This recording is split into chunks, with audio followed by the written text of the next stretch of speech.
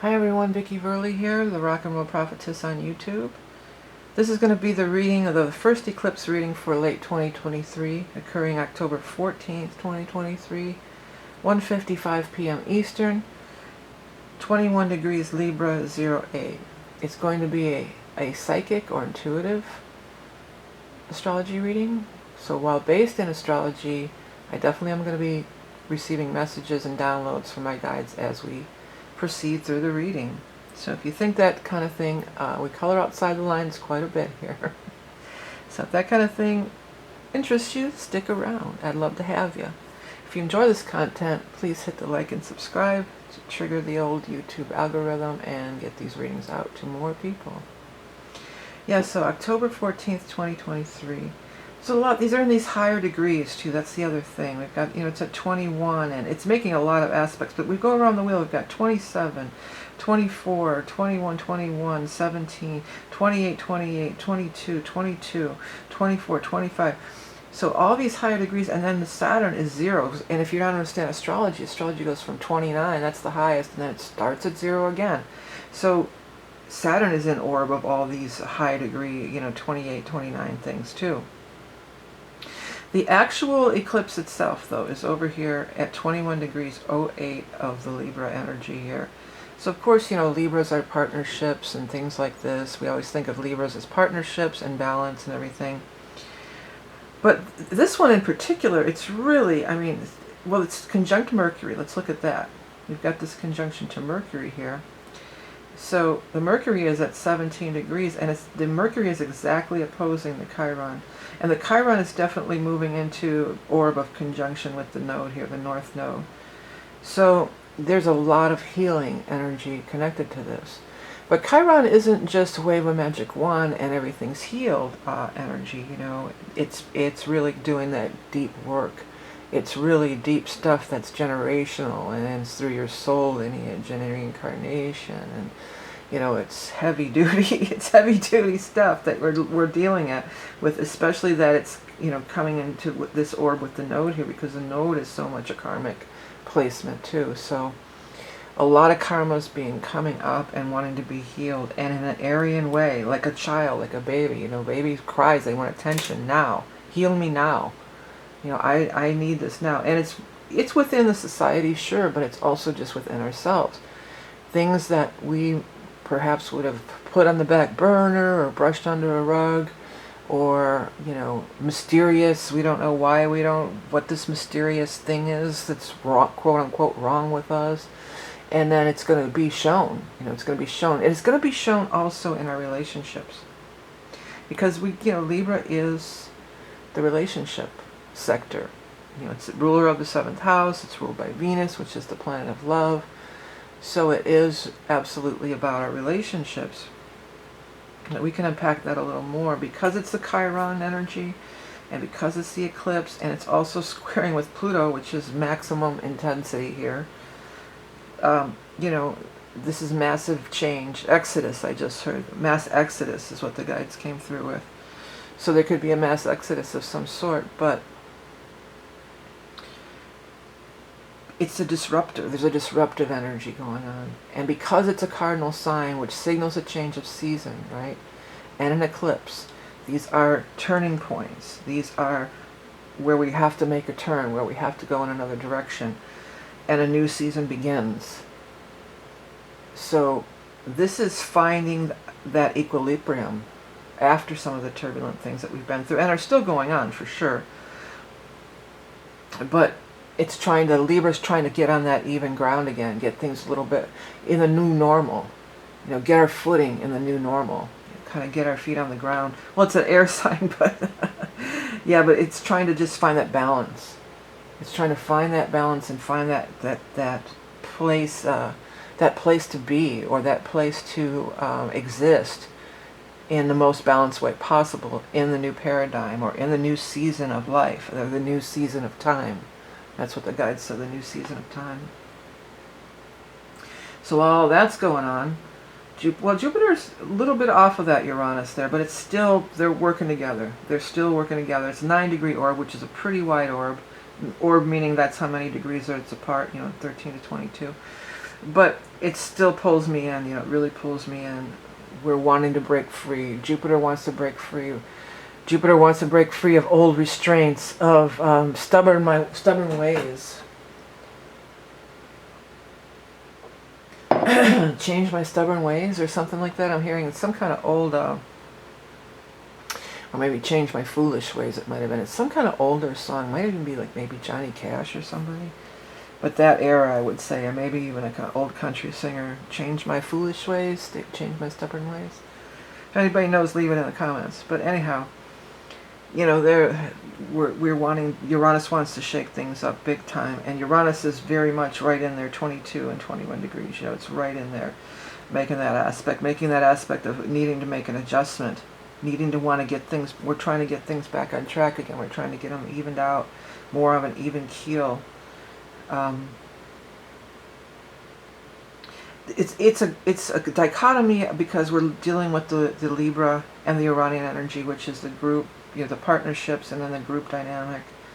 But it's this Aries energy that sort of pulls, it's like, look at these, it's like it's pulling at the strings, or even maybe pulling back the, you know, you're going to let go of that arrow off into infinity and beyond, off into the future. Time keeps on slipping, slipping into the future. Yeah, time is slipping into the future, and we want to blaze those trails in that Aries way. We want to, there's so much stuff that comes with it. No man is an island. We're not asunder ourselves, or on something unsunder ourselves. I'm not saying it right, but they're coming up with another one of those old-timey sayings. But, you know, the voice, the singular voice joined together, you know, can make that harmony and make that chorus. And it's time to join the chorus if you can. It'll make of you an honest man. Yeah, let them bring songs from the woods. That's interesting that song just did come through. I mean, if you haven't seen my videos, I do break into song because the guides feed it to me that way. Because it's a language, you know, I definitely understand because I'm a musician and everything. But that's from Songs from the Woods, from Tull, you know. And, you know, the forest, I just came back from channeling and nature and stuff, and I'm kind of in this, a little bit in the zone here with that, but, you know, the forest, Songs from the Woods, the forest does sing.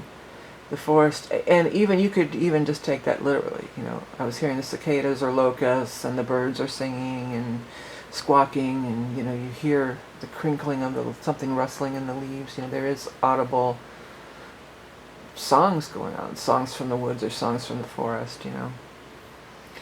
They just said songs from the forest home or forest hill.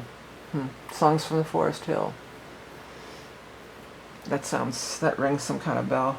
But anyhow, but there is this singing, but it's also the singing of the energetic frequency, which is, you know, when you sing, you know, if you sing and there's a tuning fork, it'll start vibrating, or singing bowl, you can make them, just by using your voice, you can make them resonate. So singing is resonating. And with the woods is this nature thing. I saw this random video of this girl. She's like this naturopath or something. It just popped up on YouTube, but something hit me. I watched the video because my daughter's getting married, and I keep seeing this vision of this girl granddaughter. And I've been seeing this vision of this girl granddaughter for a few years already. She even came to me at this major, intense retreat thing. It's crazy, but I don't want to get into all that now. But I've been seeing this. She's coming. I know she's coming. And I saw this video, but this is a young woman in these videos doing these gardening, you know, different things. They do nature stuff. And so it just struck me. I was like, man, I bet you that's what my granddaughter would look like in the future. Just some weird random thing. But then, lo and behold, wouldn't you know it, I turn on the video, and she's out there with her grandmother, who's like, I don't know how old. I mean, I would guess 90s probably at least.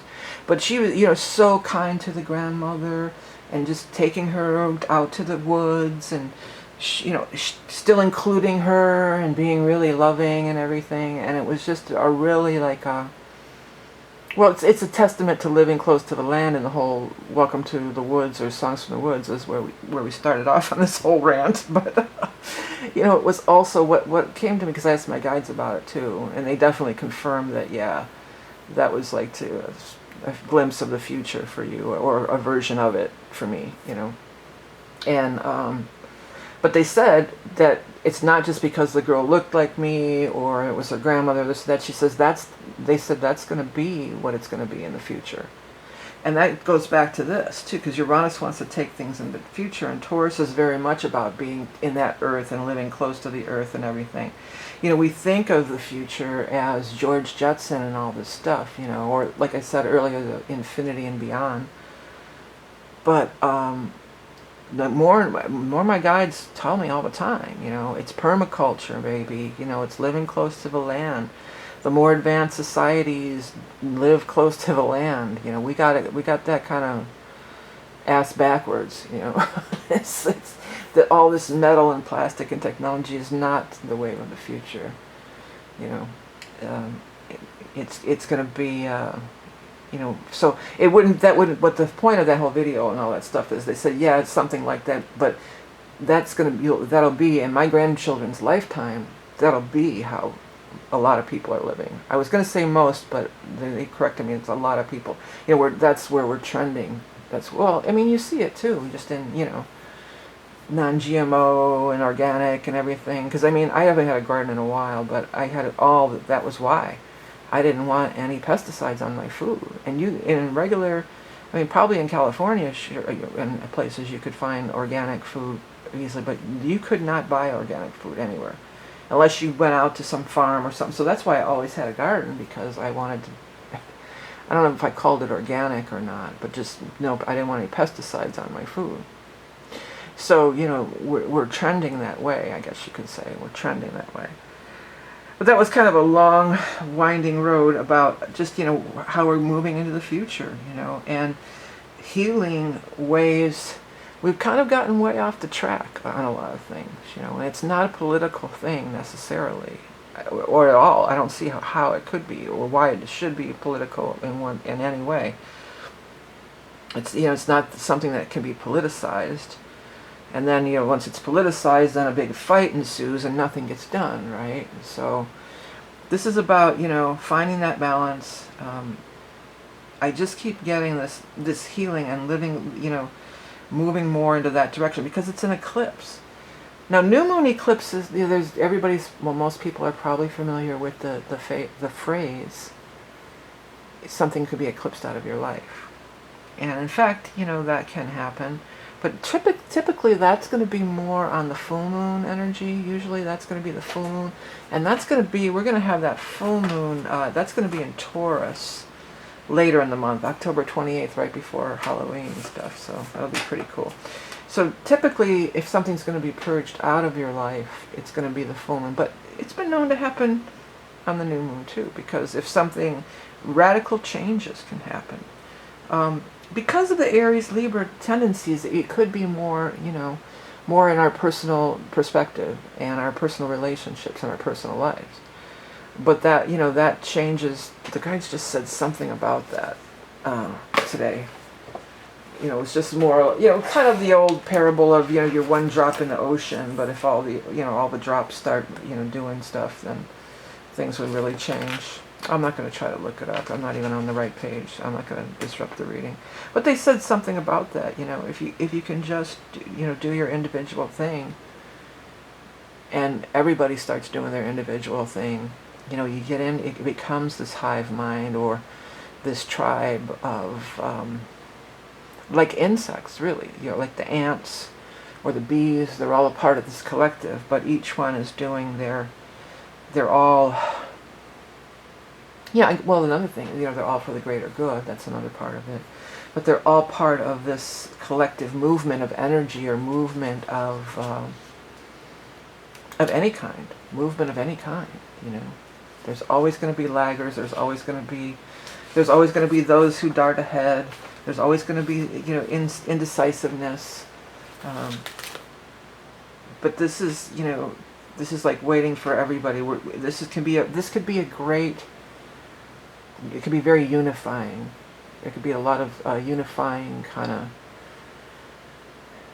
perspectives, or unifying prevailing energy that surrounds, this eclipse with the Libra energy. Anything else I'm missing here we want to talk about? Well, there's a lot. I know there's a ton of stuff to talk about. What is this? Saturn's doing something. Okay, nothing really direct on here. But it's opposing the Venus. I don't know why they don't have that in the aspectarian here. But it is opposing the Venus. We've got 5 degrees and 0, so within a few degrees orb here. We got a Saturn opposed the Venus, Saturn trining Vesta, Saturn trining Mars. So we've got a grand trine here with Saturn, Mars, Vesta, male, female, masculine, feminine, masculine for sure. I think some people call Saturn, there's some astrology discipline that Saturn is feminine somehow, but I mean Saturn is the father, so I definitely consider Saturn a masculine energy. It's the father, it's the patriarchy. Water energy, emotions, coming to terms with our emotions. Purge, it feels like even though it's a new moon, I feel like a lot of purging of emotions. If you were to meet somebody at this time, this is going to be major. There could be major karmic relationships here with the Saturn, with the Venus. That's big time karmic relationships. When you see that in charts, well, not synastry charts, not really composites. Where you're looking at 2 wheels, you can see this Saturn, Venus stuff line up. That's karmic relationship. Or, in a conjunction especially. Some people, you're just going to have enough already. Some people who have extreme Piscean people in their lives, yes, there's a karmic contract or whatever. There's a karmic maybe obligation, or yes, you agreed to help them. And this could be, a lot of times this heavy Neptune, it's Neptune meaning Pisces, same energy if you're not following. Oh, I didn't do this thing on this one. But it's the same, it's the ruler of it. That energy is conducive, it's expressed in its lowest vibration. It's definitely drugs and alcohol, can be. Just talking about this, that Saturn is, Neptunian, Piscean Neptunian energy. That's that. Anybody who has addiction is usually, you're going to find some strong Neptunian thing, almost every case, But it's interesting that the higher expression of the Neptunian energy is that high spiritual stuff, that high creative stuff. And it's interesting to me, like some of let's just take, AA people, that's the biggest, the 12-step is the biggest program that you hear about for people who are struggling with that. And there is a spiritual component to it. I mean, they tell you got to find that higher source, or whatever they call it, the higher guidance. Higher power. They call it the higher power. Yeah, so that's the flip side of the same coin. So there's, there is this, and when you have Venus in Virgo, it's very dutiful. Venus in Virgo cares very much about pleasing you. If you're dating somebody, they would be very courteous, always think of you first, and it goes true with sexually too. They definitely want to please you. So when you get this kind of Venus in Virgo with this karmic heavy, and usually if you have this, if you're prone to that kind of, you fall into or whatever, that's a family karmic thing. It's very much a karmic chains that you are you chose on your incarnational experience, that you chose to try to break that chain, be the last, the last one breaking that chain.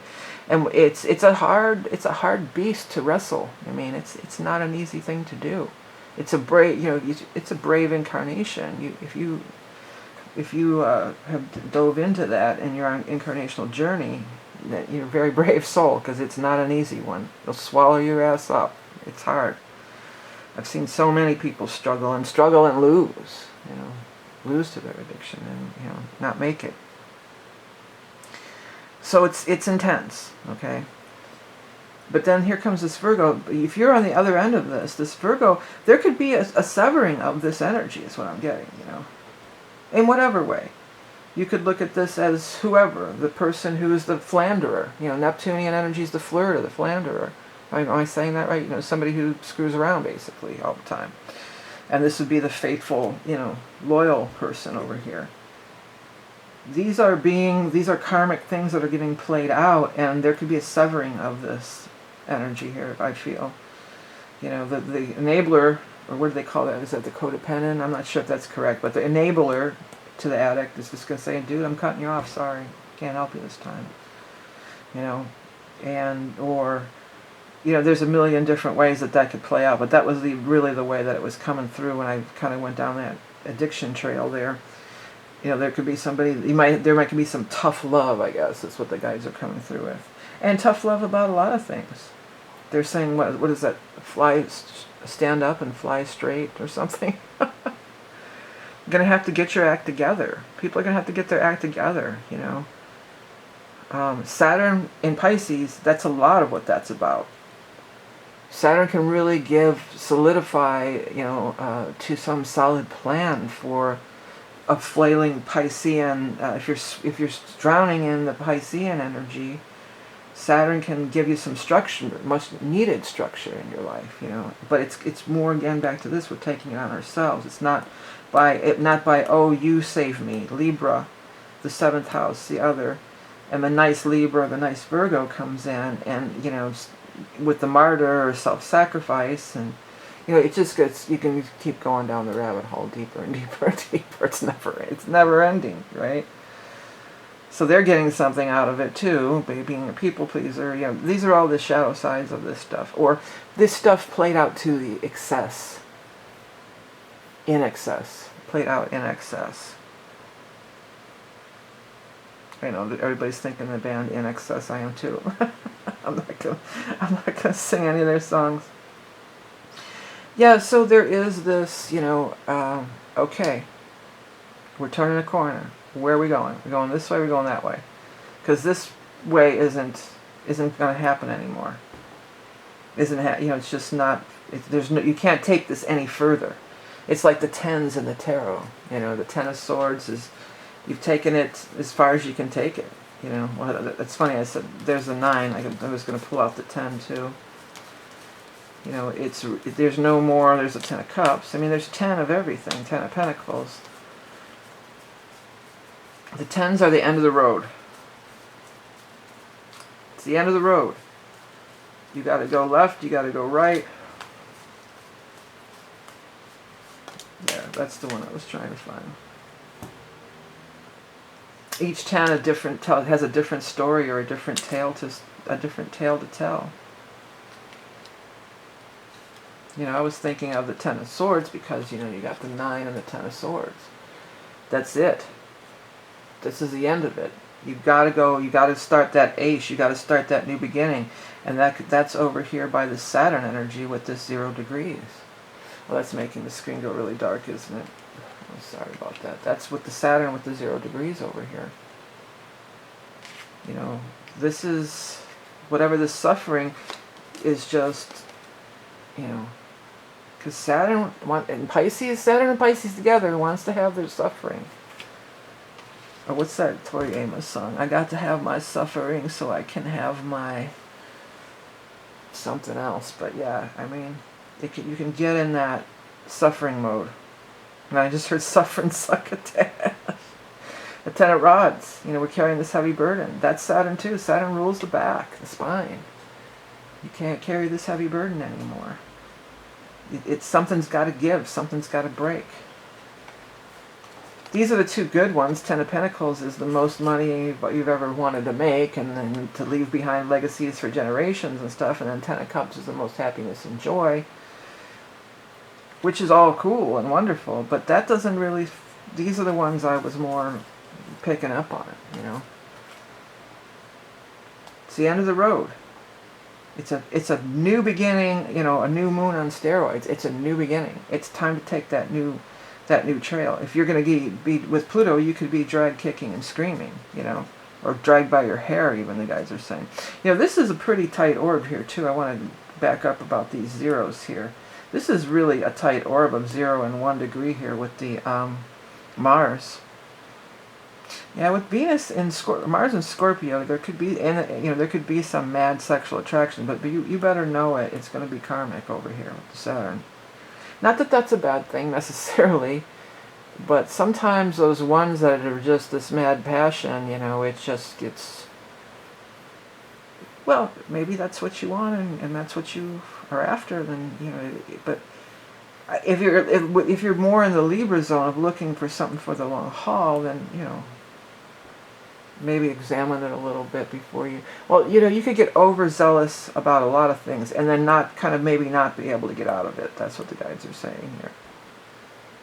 It might just be this passion in the moment, and sexually or whatever way. Maybe I make a major purchase. I just love this thing and I had to have it, and then you're just like, oh, I can't. I'm stuck with it for a long time. Or you could have unprotected sex with somebody, and then there's a pregnancy, and then you've got a child to raise. There's this. Watch your. Be aware of. Everybody's got to cut loose sometime. I get that. But be aware of these, where your mad passion is leading you,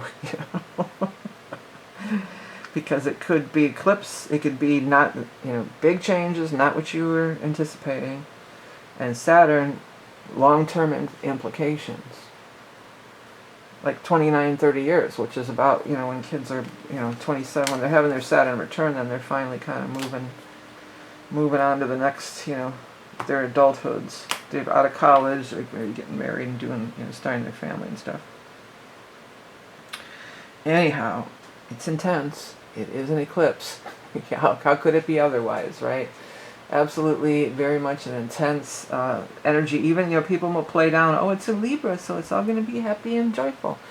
And yeah, that's the highest expression, and hopefully there'll be a lot of that too. That absolutely could be. But there's some other things brewing. These high degrees, these 27s and 20, even Neptune's up there. There's high degrees. Those are things that have been brewing. Those are things that have been festering. And this could just be light the fuse and pop, They said pop goes the weasel. Okay. Okay, we're getting silly now. All right, so, hey everybody, this is the first one. I am offering the year ahead readings. Those are going to be available for the upcoming year. We could dibble-dabble a little in this, but really we're going to be looking at, if you order it, we'll be looking at I've already got all my astrology stuff for next year. We'll be looking at next year's round of eclipses and where it hits in your chart and some of the big transits. And then it's a psychic tarot reading of the 4 quarters of the year. So if you think that might interest you to look into your personal stuff, it's very affordable, and it's available on my website.